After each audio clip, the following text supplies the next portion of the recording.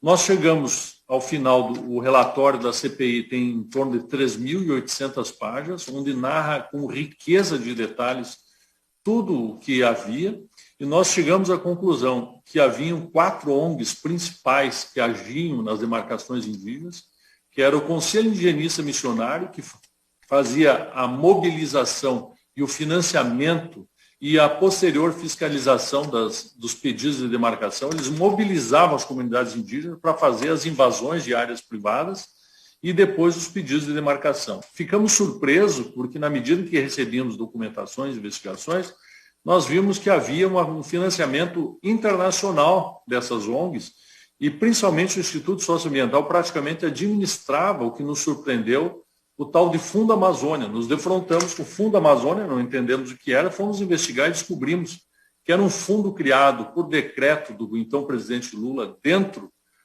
do BNDES, dirigido praticamente a financiar os projetos apresentados por essas ONGs. Os recursos vinham principalmente da Noruega, em sua maior parte, da Alemanha, dos Estados Unidos e, inclusive, da própria Petrobras. Os valores eram assombrosos.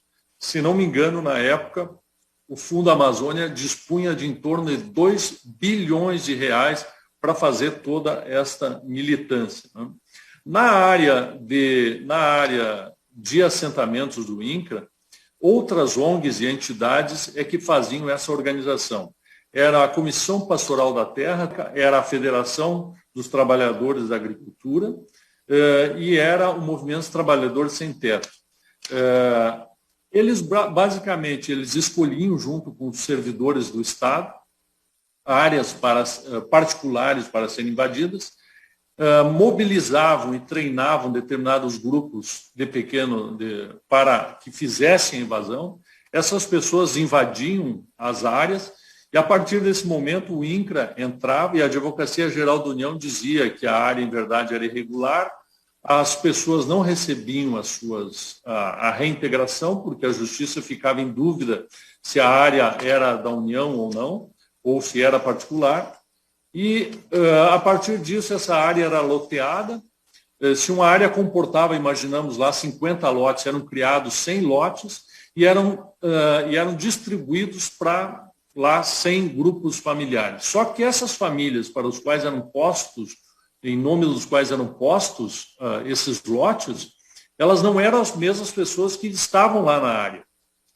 Essas famílias, nos quais os lotes eram dados o nome, elas serviam apenas para buscar recursos públicos. Então, elas iam pegar crédito de eletricidade, crédito de instalação, uma série de benefícios. E esses recursos eles eram rachados entre o dono da loja onde fornecia os bens e materiais, os funcionários do INCRA, gerente de banco e os funcionários das organizações que eram atribuídos à fiscalização dessas áreas. Se tornou um grande esquema de desvio de recursos públicos e dirigidos também a partidos políticos. Tá? Então, havia também envolvimento do Ministério Público Federal, que acobertava todos esses atos, da Advocacia Geral da União, universidades e partidos vinculados principalmente à ala de pensamento de esquerda. Né?